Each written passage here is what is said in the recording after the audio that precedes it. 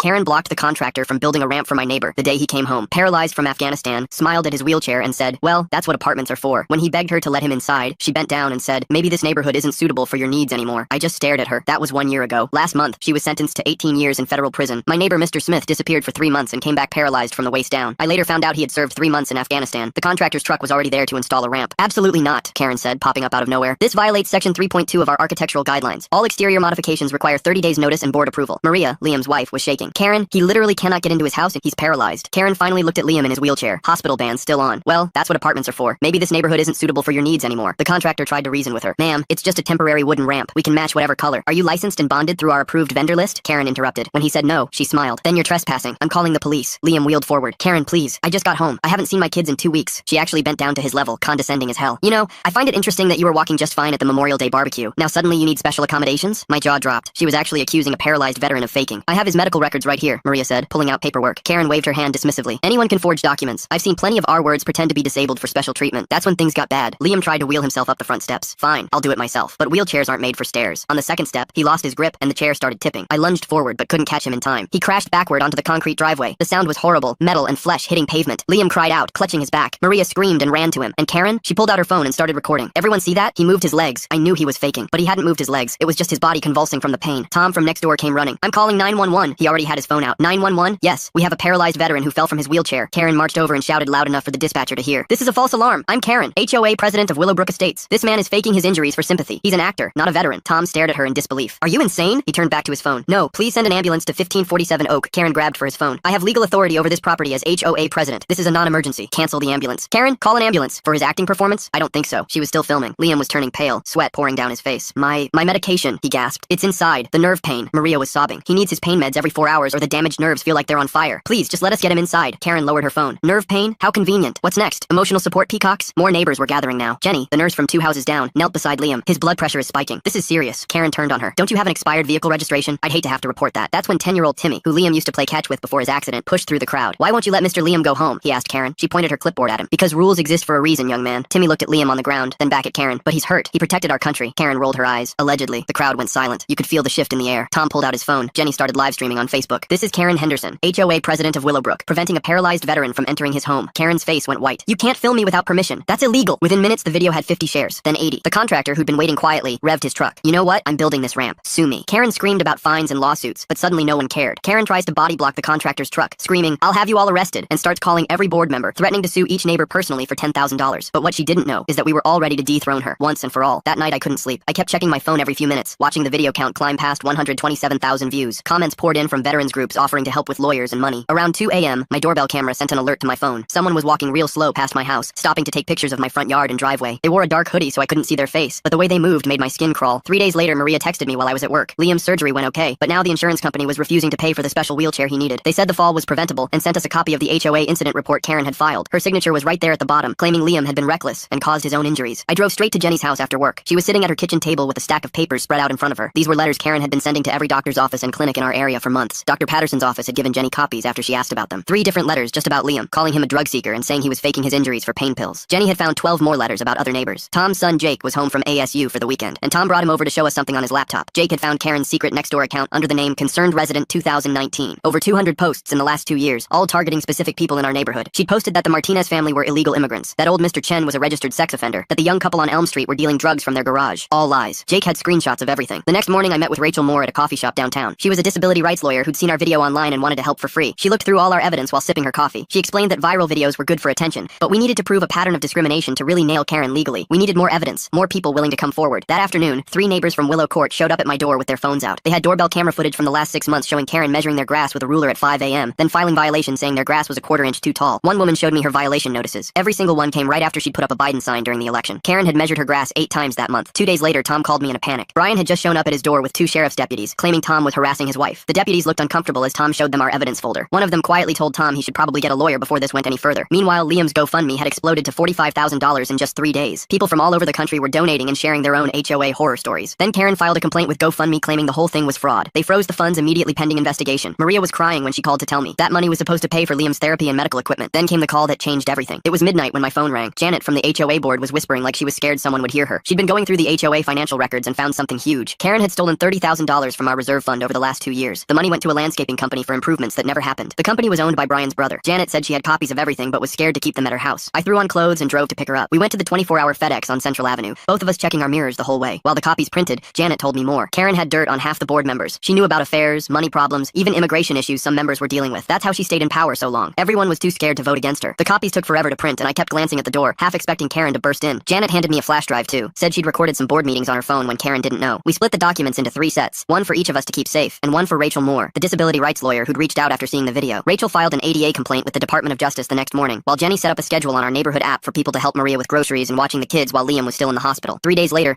I ran into Karen at Safeway, and she acted like nothing happened, chatting with the store manager about some charity bake sale while her cart blocked the entire wheelchair-accessible checkout lane. She saw me watching and smiled, that same fake smile from the HOA meetings. 2 weeks after the ramp incident, code enforcement showed up on our street with a whole list of violations. There's something oddly calculated about how Karen operates, measuring grass at 5 a.m. and timing her violations right after political signs go up. The way she bent down to Liam's wheelchair level feels rehearsed, like she's done this performance before with other people she wants to intimidate. Tom got cited for his basketball hoop being 6 inches too close to the sidewalk. Jenny's garden shed supposedly violated setback requirements, even though it had been there 15 years. My mailbox was apparently the wrong shade of black. The inspector actually apologized to Tom, said the complaint came from the county supervisor's office, and they had to follow up. Brian's signature was on the paperwork. The local news picked up the story when Jenny's video hit 500,000 views. Reporter Sandra Liu interviewed Liam from his hospital bed, and within 3 hours, Karen's lawyer sent a cease and desist to the station claiming defamation. The station aired it anyway. At the rescheduled HOA meeting, Karen's hand shook while she read from a prepared statement about outside agitators destroying our community values. She announced she'd hired a defamation attorney to sue 43 residents for sharing the video. People started recording her again, and her voice got higher, almost screechy. 3 weeks after everything started, my editor at the Tribune called me into his office. Karen's lawyer had sent a letter threatening to sue the paper if I wrote anything about Willowbrook, and our insurance company was pushing to put me on administrative leave. My editor looked sick about it, but said his hands were tied. Tom found out his homeowner's insurance was getting canceled after Karen filed reports with screenshots of his grandson's skateboard ramp in the driveway, calling it an attractive nuisance that endangered neighborhood children. The insurance company gave him 30 days to find new coverage. I saw Maria sitting in her car outside CVS for 20 minutes one afternoon. Later, Jenny told me Maria's credit cards had been declined, and she couldn't afford Liam's nerve pain medication. She finally called her mother for money, crying with humiliation in the pharmacy parking lot. Jenny got called before the state nursing board after someone filed a complaint saying she practiced medicine without authorization by checking Liam's vitals on the driveway. The complaint included screenshots from the live stream and claimed she'd violated professional boundaries. Meanwhile, Rachel kept digging into the HOA's finances and found something interesting about Brian's brother's landscaping company that supposedly did all our maintenance. The company didn't exist until 2 months after Karen became HOA president. Registered in Delaware with no actual employees or equipment, Rachel started tracking payments to this shell company and found over $200,000 had been paid out since Karen took over. A month after the ramp incident, I decided to attend Brian's county commissioner meeting downtown. 3 people showed up wearing matching Support Our HOA t-shirts, and when public comment opened, they all stood together. The first one pulled out index cards and started reading about dangerous elements threatening property values in Willowbrook. The second one read the exact same script with different words, talking about outside agitators disrupting their peaceful community. The third one stumbled over her cards and actually said, "Insert specific example here," before catching herself and making up something about parking violations. I recorded the whole thing on my phone. 2 days later, Liam's new wheelchair finally arrived, but UPS wouldn't deliver it. The driver told Tom that their address had been flagged as hostile in the system, with a note about aggressive residents. Tom had to drive 30 miles to the distribution center in Mesa to pick it up himself, missing half a day of work. The manager there showed him the computer screen where someone had called in multiple complaints about the Smith residents being unsafe for delivery personnel. That same week, I woke up to Maria's screams from across the street. Their orange tabby cat was dead on their doorstep with its neck broken, and a note taped to its collar that said, "Fake heroes don't deserve real pets." Their kids came running out and saw everything before Maria could stop them. The 8-year-old threw up on the lawn while the 6-year-old just stood there shaking. Maria collapsed on the steps sobbing while Liam wheeled himself out and just stared at the dead cat with this blank look on his face. The police came and took photos, but said without cameras or witnesses, there wasn't much they could do. That night I couldn't sleep, so I started digging into Karen's background online. Found an old LinkedIn profile that mentioned she'd worked for 2 other HOAs before Willowbrook. Made some calls pretending to be checking references for a job application and hit pay dirt. A woman in Scottsdale told me Karen had been removed from their board after 18 months for harassment and financial irregularities, but they'd settled out of court with sealed records. Another guy in Tucson said she'd lasted 2 years there before multiple homeowners filed a joint lawsuit that also got sealed. Both mentioned something about missing funds and targeting specific residents until they moved. The next morning, Brian filed an ethics complaint with the state bar against Rachel, claiming she was soliciting clients and practicing law without proper registration in Arizona. Rachel showed me the complaint, which was full of legal-sounding nonsense about reciprocal admission and unauthorized practice. She laughed and said it would get thrown out, but she'd still have to respond formally, which would eat up time she could be using to help us. Then things got really bad. 6 weeks after the ramp incident, 2 FBI agents showed up at Tom's door at 5 in the morning. His son Jake, a computer science major at ASU, had been expelled the day before after an anonymous tip claimed he was involved in cyber terrorism. The tip included screenshots showing Jake had accessed public HOA records from the county website, which they'd twisted to look like hacking attempts. The agents questioned Tom for 3 hours while his son sat in the back of their car. They eventually let Jake go, but said the investigation was ongoing. Tom's wife was crying, and Jake just looked destroyed, kept saying his life was ruined, that no tech company would hire him with this on his record. I reached out to anyone I could find who'd lived in Willowbrook before Karen became president. Finally connected with James Morrison, who'd lost his house to foreclosure 3 years ago after Karen started fining him daily for grass height violations. He met me at a Starbucks in Tempe and told me Karen keeps detailed files on every resident in a storage unit off Baseline Road. He'd seen them during discovery for his lawsuit before he ran out of money for lawyers. Said she had photos, personal information, even notes about people's schedules and weaknesses. He showed me his file that his lawyer had gotten, hundreds of pages documenting every time he left his house, who visited him, even photos of his kids playing in the backyard. The next week, Liam started physical therapy at home, and Karen parked across the street taking photos with a telephoto lens. She sat there for the entire 2-hour session, documenting how long the therapist's van blocked part of the sidewalk. The therapist noticed and closed the blinds, but you could still see the camera flash going off. Liam told me later the therapist almost quit right then, said she didn't need this kind of hassle. Then came the real shock when Jenny got arrested at the hospital where she worked. Karen had provided evidence to the police that Jenny had embezzled the missing HOA funds, complete with forged bank statements and doctored emails. The evidence looked professional, like someone had spent serious money making it believable. Jenny spent 18 hours in custody before her lawyer could prove she didn't even have access to those accounts. But the damage was done. The hospital suspended her pending investigation, and her name was all over the local news. I met Rachel at a diner way out in Gilbert where Karen wouldn't have people watching. Rachel had been doing her own research and discovered Karen had sued 12 different people over 5 years, always settling with strict NDAs. She pulled out a legal pad covered in notes and said Karen was building towards something bigger. 2 months after the ramp incident, my phone buzzed with a message from someone named Patricia Hoffman, who'd found me through the viral video comments. She said she'd been Karen's victim in Tucson 5 years ago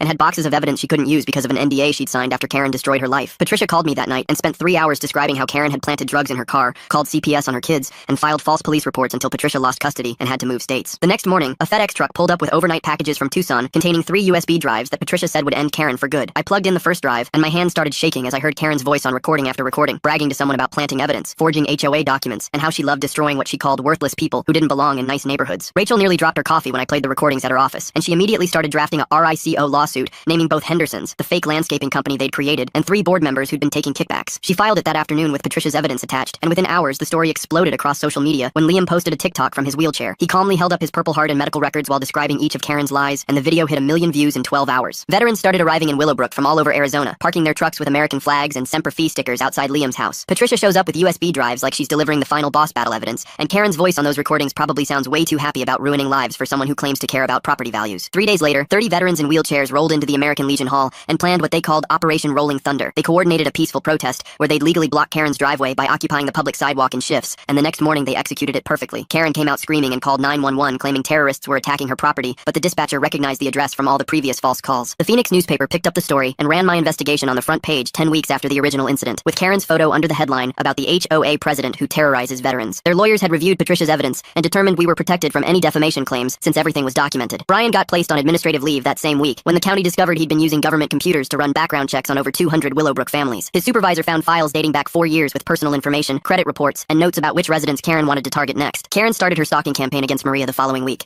showing up everywhere Maria went, but always staying exactly 101 feet away to avoid violating the restraining order. Maria would be at the grocery store and see Karen in the next aisle, at the gas station, and Karen would pull up to the pump across from her, at the kids' school pickup, and Karen would be parked just outside the school zone. Then the smoke alarm started going off at 3 in the morning for 5 nights straight, and the security company said someone with admin access was triggering them remotely, but wouldn't tell us who without a court order. Jenny organized a community potluck in Tom's backyard, where 40 neighbors showed up, and we started comparing stories about Karen's harassment over the years. We made a list, and realized she'd targeted 43 families in 4 years, always choosing people she thought were unworthy like minorities, disabled residents, and single parents. The meeting lasted until midnight, and we all agreed to file complaints with every agency we could think of. 3 months passed with Karen still sending violation notices daily, until one Tuesday morning when black SUVs rolled into our neighborhood at 6 a.m. FBI agents knocked on Karen's door while Brian was loading his car for work. They cuffed him right there in the driveway while Karen screamed that this was harassment. The agents found boxes of resident files in his trunk that he'd been selling to identity thieves for years. Karen stood on her lawn telling everyone Brian acted alone and she knew nothing about his side business. 2 days later, our HOA insurance company sent a letter saying they were dropping coverage because of the RICO lawsuit Rachel filed. The letter said Karen would be personally responsible for all legal costs going forward. I saw a second mortgage company van at their house that afternoon taking photos. Tom's son Jake had been cleared of the fake drug charges Karen filed and decided to do some digging of his own. He found records showing Karen rented 3 storage units across town under fake names. Jake and Tom went to check them out and found filing cabinets full of surveillance photos of residents going back 7 years. There were recordings of private conversations and detailed notes about everyone's schedules and habits. Meanwhile, Liam had started a YouTube channel called Wheels of Justice, where he posted daily videos about his recovery. He showed his physical therapy sessions and talked about how Karen kept harassing his family even after his injury. Within 2 weeks, he had 100,000 subscribers who started researching Karen's past in other states. They found she'd been run out of 3 other neighborhoods in Texas and Nevada for similar behavior. Then came the real shock when Karen's daughter Ashley called Rachel from her college dorm. Ashley said she wanted to testify about watching her mom destroy families for fun since she was 12. She had recordings of Karen laughing about making single moms cry and planning ways to force out minority families. Ashley sent Rachel 18 hours of audio she'd secretly recorded over the years. The Arizona Attorney General's office opened a criminal investigation after 7 former HOA presidents came forward with evidence. They all said Karen had taken over their boards through threats and false accusations before stealing money. One former president showed bank records proving Karen had embezzled $40,000 from his neighborhood. Things got worse when Karen started showing up at the elementary school pickup line every day. She told other parents that Maria was violent and unstable, and their kids weren't safe around the Smith children. Several parents complained to the principal, but Karen kept coming back with her clipboard taking notes. Rachel got a federal judge to issue an injunction stopping Karen from any HOA activities while the trials were pending, but Karen just switched to her personal email and kept sending violation notices to everyone. She even hired a process server to deliver them like legal documents. Then one morning, Maria called me crying because a building inspector had shown up saying their house was red tagged. He said someone reported structural damage that made the home unsafe to occupy. The inspector wouldn't say who called, but we all knew it was Karen trying to force them out. They had to pack up and move to a Marriott that same day while waiting for an engineer to inspect. inspect. Maria and I sat in their hotel room that night with her laptop making a spreadsheet of every single interaction with Karen. We documented 247 separate incidents over 4 months with videos and photos and witness statements for each one. The next morning, Tom texted me that 3 board members just quit at the same time. He forwarded their group resignation letter that exposed everything Karen had been doing to control them. She'd found out about board member Dave's bankruptcy filing and threatened to tell his employer. She'd gotten photos of board member Susan at a hotel with someone who wasn't her husband. She discovered board member Mike's son got arrested for weed possession and held it over his head. All 3 of them decided they were done being blackmailed and sent copies to every homeowner in Willowbrook. Karen showed up at my door 2 hours later with a thick envelope. She shoved legal papers at me saying she was suing me for $10 million. The lawsuit named me, the Tribune newspaper, Rachel, and 20 other neighbors as defendants in a conspiracy. She claimed we were working together to destroy her reputation with lies and fake videos. She'd even hired some big law firm from Scottsdale to file it in federal court. Rachel called me that afternoon laughing so hard she could barely talk. The FBI had just contacted her about finding Karen's secret bank account in the Cayman Islands. They'd traced $400,000 from HOA accounts at her last 3 positions going back 8 years. Federal agents were building a wire fraud case and RICO charges for running the HOAs like criminal enterprises. Meanwhile, Liam was making progress at physical therapy and starting to get some feeling back in his left foot. The doctor said he'd never walk again, but any sensation was a miracle after that IED explosion. Karen somehow found out which clinic he went to and started showing up with her phone recording everything. She'd stand outside the glass windows filming him doing exercises and posting videos claiming it proved he was faking. The physical therapist had to call security 3 times before they banned her from the property. 2 weeks later, we were having our monthly HOA meeting when this guy in a suit walked in looking for Karen. He was a process server with federal court documents about the racketeering charges the FBI had filed. Karen grabbed the papers from him and threw them back in his face, screaming that we'd all go to prison. She tried to rip them up, but he'd already legally served her and just walked out while she kept yelling. The security guard Tom had hired for the meetings had to physically block her from chasing the process server to his car. That same week, Brian filed for divorce from federal detention, where he was being held on his own corruption charges. His lawyer released the divorce papers to the media, which included a psychiatric evaluation from 3 years ago. Karen had been diagnosed with narcissistic personality disorder, but refused to take medication or go to therapy. Brian's filing said she'd threatened to destroy his career if he ever left her or told anyone about the diagnosis. The storage unit company called the police after finding Karen had been living in one of their units illegally. She'd set up a cot and mini fridge and covered every wall with photos of neighbors and their cars. She had notebooks full of license plates and daily schedules for everyone in Willowbrook going back 2 years. There were recordings of phone calls she'd somehow gotten and printed emails between neighbors she'd hacked or stolen. The detective said it looked like something from a stalker movie with red string connecting different photos and dates. 3 days later, Karen showed up at Liam's physical therapy appointment and walked right up to his therapist. She told the therapist she was a mandatory reporter who had to report the insurance fraud she was witnessing. The therapist tried to explain that Liam's injuries were documented by military doctors, but Karen kept interrupting. Security had to drag her out while she screamed about filing complaints with the medical board. That night, Ashley came to Rachel's office with a USB drive full of recordings from her mom's phone. Something feels off about Ashley suddenly showing up with a USB drive full of recordings from Karen's phone. How exactly did she get access to her mom's private phone recordings? The timing seems awfully convenient with everything else falling apart for Karen right now. She'd been secretly recording Karen for months after realizing how crazy her mother had become. One recording had Karen planning to plant drugs in Tom's car, but complaining she couldn't get close enough. Tom had installed security cameras all around his property after Karen kept trespassing to take photos of supposed violations. Ashley was crying as she played the recording, saying she couldn't watch her mom destroy people anymore. The next morning, I woke up to sirens and saw smoke coming from Liam's house down the street. Karen had set fire to the wooden ramp the contractor finally managed to install the week before. She was standing in the street live streaming on Facebook while the ramp burned behind her. She kept ranting about protecting property values from parasites and welfare queens who fake disabilities for attention. The fire department showed up and put out the flames, but the ramp was completely destroyed. Liam had to watch from his window as Karen celebrated the destruction of his only way to get in and out independently. The cops showed up right as she was dancing in front of the burning wood, and they watched her live stream for about 10 seconds before moving in. 6 months had passed since that first day with the ramp, and Karen had gotten worse with each passing week. She saw the officers coming and started yelling into her phone about government agents trying to silence her. "The veterans are using mind control to make me look bad," she screamed while the cops put her in handcuffs. The whole arrest was still broadcasting live, and thousands of people were watching her meltdown in real time. The lead officer read her rights while she kept ranting about conspiracies and how everyone in the neighborhood was mentally ill except her. 2 days later, the IRS showed up at her door with their own warrant. Turns out she never reported any of that stolen HOA money as income on her taxes. Now she had federal tax evasion charges on top of the arson and embezzlement. Maria came over to my kitchen that afternoon and just broke down completely. She hadn't slept in days and kept having panic attacks every time she heard a car door slam. Jenny sat with her for hours and set her up with a trauma therapist who worked with harassment victims. The therapist specialized in people who'd been stalked and terrorized by neighbors. 3 weeks later, I went with Tom to visit Karen in county jail. Actually, it was Ashley visiting her mom, and we just happened to be there for moral support. Karen sat behind the glass in her orange jumpsuit telling Ashley that she was a political prisoner. "Everyone else is crazy, and they locked me up because I told the truth," she said through the phone. Ashley just stared at her mom like she was seeing a stranger. The bail hearing was the next week, and the prosecutor dropped a bomb on everyone. They found Karen's library computer history, where she'd searched things like how to cause accidental death and untraceable poisons. She'd been researching this stuff for months before the ramp incident. The judge took one look at that evidence and denied bail immediately. Karen screamed that it was all planted evidence, and the judge was part of the conspiracy. A month later, we held the HOA election, and Tom won unanimously since he was the only candidate. His first act was throwing out Karen's 200-page rulebook and replacing it with 10 simple pages. No more measuring grass with rulers or getting fined for the wrong color doormat. Karen's lawyer quit the case after she accused him of working with the veterans to frame her. She decided to represent herself in federal court, which everyone knew was going to be a disaster. That same week, Liam had a major setback when the stress triggered his nerve pain so bad he ended up in the hospital. Maria wouldn't leave his bedside and kept checking the door like Karen might somehow show up. The doctor said the stress was making his recovery 10 times harder. Rachel called me with news that 23 people from Karen's old HOAs had joined our lawsuit. These were people from the past 10 years who'd been harassed and fined and driven out of their homes. The combined damages were over $3 million now. Then Karen tried to escape during a medical transport by claiming she needed cancer treatment at a special hospital. The guards found her at the airport with $50,000 in cash and a fake ID she'd somehow gotten in jail. They added escape charges to everything else. 8 months after the whole thing started, we threw a huge BBQ fundraiser for Liam in the park. Every single house on our street showed up, even the families who usually kept to themselves. People brought homemade food and raffle items, and we had live music from Tom's son's band. The kids ran a lemonade stand and donated every penny. We raised $30,000 in one afternoon for Liam's medical bills and physical therapy. 2 weeks later, I went to Karen's preliminary hearing and almost didn't recognize her. Her hair had gone completely gray and she looked 20 years older. She stood up and started yelling that the jail had been poisoning her food with truth serum. She demanded the judge order blood tests to prove the government was experimenting on her. The judge just stared at her while she ranted about chemical warfare and mind control. After court, Rachel pulled me aside in the hallway. She said Karen's psych evaluation showed something scary. Karen genuinely believed she was the victim and everyone else was part of a conspiracy against her. She thought we'd all planned this from the beginning to steal her power. The next month, Brian took a plea deal. He admitted to using his county job to protect Karen's illegal activities and agreed to testify against her. In exchange, he'd only get 2 years instead of 10. Karen screamed at him from across the courtroom when she found out. The actual trial started 10 months after the ramp incident. Karen gave her own opening statement since she'd fired her third lawyer. She told the jury she'd uncovered a communist plot to destroy American neighborhoods. She said they were forcing undesirables into good communities to bring down property values. The prosecutor just let her keep talking while the jury took notes. On day 3, Patricia took the stand. She told everyone how Karen's harassment made her lose her house and try to kill herself. Karen jumped up and screamed liar over and over until the judge ordered the bailiffs to gag her. She kept trying to yell through the cloth while Patricia cried on the stand. Then Ashley got up there and dropped the biggest bomb. She said she'd found a notebook in her mom's desk called the termination list. My name was at the top with detailed plans about how to make Liam's death look like complications from his paralysis. The prosecutor showed the notebook to the jury, and you could see their faces change. Karen had written about cutting his medication, blocking ambulances, and staging accidents. The courtroom went dead silent. Over the next 3 days, 47 neighbors testified about Karen's harassment. Each one described the fines, the threats, the attempts to force them out. Karen tried to cross-examine every single person with bizarre questions about their communist affiliations and whether they'd been recruited by foreign agents. The judge had to keep stopping her and reminding her to ask relevant questions. She accused Tom of being a Soviet spy because he drove a red truck. She said Jenny was part of a medical conspiracy because she was a nurse. By the end, even her own supporters from the HOA board looked exhausted. The jury went to deliberate and came back in just 3 hours. The foreman stood up and read guilty on all 37 federal charges: racketeering, wire fraud, conspiracy, civil rights violations, everything. Karen collapsed in her chair and had to be carried out by the bailiffs. 6 weeks later, we all went back for sentencing. Karen gave a 2-hour speech about being a patriot protecting America from invasion. She compared herself to Paul Revere and said history would vindicate her. She claimed the trial was rigged and the judge was being blackmailed. The judge let her finish, then sentenced her to 18 years in federal prison. The bailiffs cuffed Karen right there in the courtroom while she screamed about filing appeals all the way to the Supreme Court. Ashley, who'd been sitting in the back row the whole trial, stood up and mouthed, "I'm sorry" to Liam and Maria as her mom was dragged past. 3 weeks later, we had our first HOA meeting without Karen running things. Tom had taken over as interim president and the whole neighborhood showed up, even people who hadn't come to a meeting in years. When it was time for public comments, Liam wheeled himself up to the microphone at the front of the room. He sat there for a moment, looking at all of us, then said 5 words that made everyone lose it. "I just wanted to come home." The whole room jumped to their feet and clapped for 5 straight minutes while Liam sat there with tears running down his face. 2 months after that, the settlement checks started arriving. Between Karen's homeowner's insurance, the HOA's liability coverage, and a separate civil judgment against Brian personally, Liam and Maria got $1.8 million.